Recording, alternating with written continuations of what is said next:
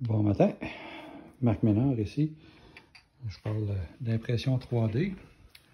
J'ai réparé récemment, ou en fait remplacé ou recréé une pièce qu'on va voir sur ce trépied, qui est un Velbon CX 586. Ça fait facilement 30 ans, si c'est pas plus, que j'ai ce truc-là.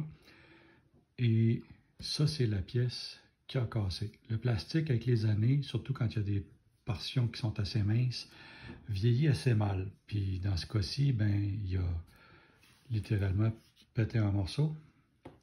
On voit qu'est-ce que ça a l'air.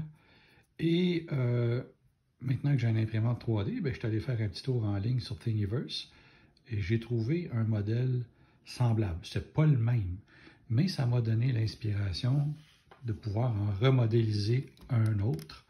Et c'est quand même une pièce assez complexe. Voici une des premières tentatives. C'est pas celle-là qui a gagné le prix du design parfait, mais c'était proche déjà. Je pense que celle-là, elle avait un problème avec le petit trou ici qui était peut-être pas assez haut ou pas assez bas, je me souviens plus. Puis c'est ça, donc la shape du trou ici, ça j'ai pu la faire simplement en traçant la pièce originale avec un crayon feutre sur un papier photo, l'extérieur, l'intérieur. J'ai pu donc avoir une reproduction précise de ça. Ça, je l'ai scanné ensuite sur un numériseur à balayage conventionnel, modèle Epson, là.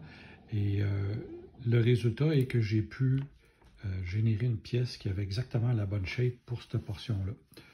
Et puis au final, ben, ça a donné ceci.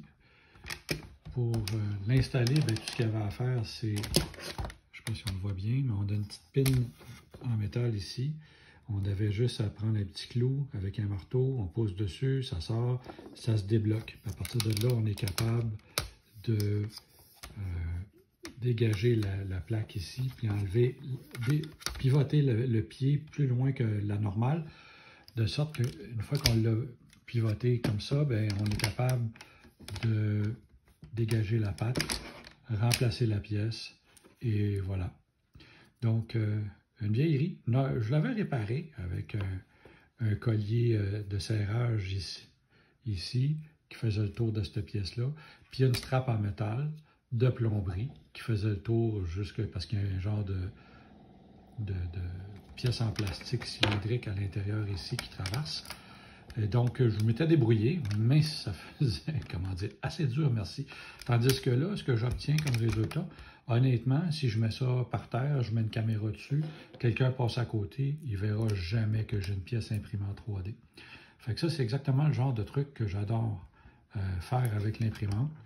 Et voilà, fait que je dis pas qu'on est rendu à l'étape où est-ce que tout le monde peut avoir ça chez eux puis refaire des morceaux, mais certainement que pour sauver des vieilles affaires, des vieux morceaux, des vieilles pièces, c'est extrêmement intéressant. Ça prolonge la vie de des choses-là.